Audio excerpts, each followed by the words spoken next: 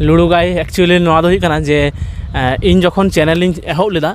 तखन दो इन दों मन लेदा जे कॉमेडी वीडियो बनावा आदो सानाम गाते को जोहार गे आर मेदा सगुन दाराम मेना कदा नवा अबो H M Soren YouTube channel रे तबे गाते को नवा वीडियो रे दोबन बड़ाया लुडो गया बायोग्राफी उनिया असली ᱧᱩᱛᱩᱢ आर से अतु दिसम उकारे कानते आर यूट्यूब खय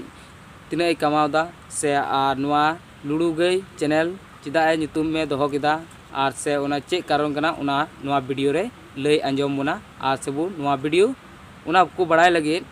वीडियो एहब खय मुचाद धरि दया कते नेल तबुन पे चलाव तबे बुन एतोहब कागे लुडो गाय एक्चुअली नवा दो हुई कना जे इन जखन चैनल इन एहब लेदा तखन दो इन दों मन लेदा जे कॉमेडी वीडियो बनावा आदो इन हाड़ामबा दो किन्तु कटिज समय दो लुडो गेम ताई कानता चेदा से इन दो पढ़ा ते हो उना माने मनोजोग बाñ ᱧᱟᱢᱮᱫ ᱛᱟᱦᱮᱸᱟ तारपर गति से हो बांग ओका से गे बांग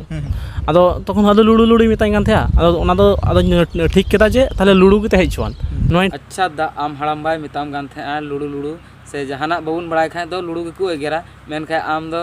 ना लुडो लुडो तिगे लुडो गई चैनल एम ᱧᱩᱛᱩᱢ दोहो केदा आर चैनल लुडो गई तिगे आमें प्रसिद्ध ना तबे दा मिटे अच्छा असली ᱧᱩᱛᱩᱢ दो चेक कना से आर आपे तु दो उकारे कना उना लई अंजम कता बोन में दया करते रियल नेम दो हुई कान सिमोन हेमरम अतु दिसम दो हुई काना वेस्ट बेंगल रना जाटे बीरभूम डिस्ट्रिक्ट ओंडे तबे दा आमा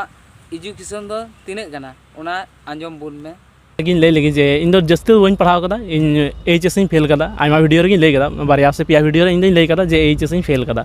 आर तबे दा आमें बपलावा से बाम बपला से तीसेम बपलाआ उना ऑडियंस को लई अंजम कुता बोन में से आमा रोस्ट वीडियो हो इने मज मज को कुसिया कना तो आमा बड़ाई सनाय को गया पसे नुई दो बपला से बाय बपला आय से तीसे से बपला गया तो उना अंजम सनाय को तबे दा लई कुता बोन में से माने इन जखन नित हबे हो बñ बपलाव कना ते चे बांग हे कना बपला हो बñ बपलाव कना बपला नेगा जाना प्लानिंग हो नित हबे हो बñ हताव कदा अच्छा अच्छा अच्छा बपला तो बांग होई कना आले तो पसे मेंदा बपलाव कान थे गया उनाते बड़ाई सनाय ले थे आदो बाम बपलाव कान का ठीक गया आले से रायबार महा अच्छा ठीक गया उना को बपला बाम बपलाव कान खाय इन हो बñ बपलाव कना नेतो धबिते तो अच्छा गोगो बाबा तको मेना को से अकोय तको मेना को ओड़ा करे उना ले अंजम बुन में अच्छा आलेया फैमिली दो नितो दो मोड़े हर ना लेया आर मिटन तहे कना दीदी आदो उनी दो ले जावाई कदिया उनी दो आइ लेकाई घरोज दा आइ लेकाई संसार दा आर मिटे दीदी नाय कदिया आर मिटन बुइहा नाय कदिया इन कोई कटि गया आर गो बाबा बना हड़ गिना कना गोगो बाबा बुइहा मिसरा ओड़ा रे मेना को गया तो उना की बड़ाई सनाय ले थे आर अतु होले बड़ाई किदा से आमा ᱧᱩᱛᱩᱢ होले बड़ाई किदा आर तबे दा अच्छा आम यूट्यूब खय नवा यूट्यूब खय तिने एम इनकाम तबुना मी महीने रे तो उना लई अंजम बुन में तो उनका दो परफेक्ट दो उनका दो अर्निंग दो बनू कदा जे नवा महीने रे 50,000 नवा महीने रे 60,000 1 लाख उनका दो बनू कदा तो इन ले लगी यूट्यूब खय मी महीने रे हाईएस्ट इन अर्निंग लेदा 50,000 अच्छा ओहो मी महीने रे 50,000 कमा कना यूट्यूब को अच्छा ठीक गया कमा हुआ कमा लेखा के ठीक हुआ आर लुतुर ते अंजम कदा अच्छा आम स्टूडियो में बना तबना दा तो दा उना दो यूट्यूब चैनल पैसा को से आउट इन इनकम हम ना तमा जहाना आउट बिजनेस हम से गोगो बात को माम कान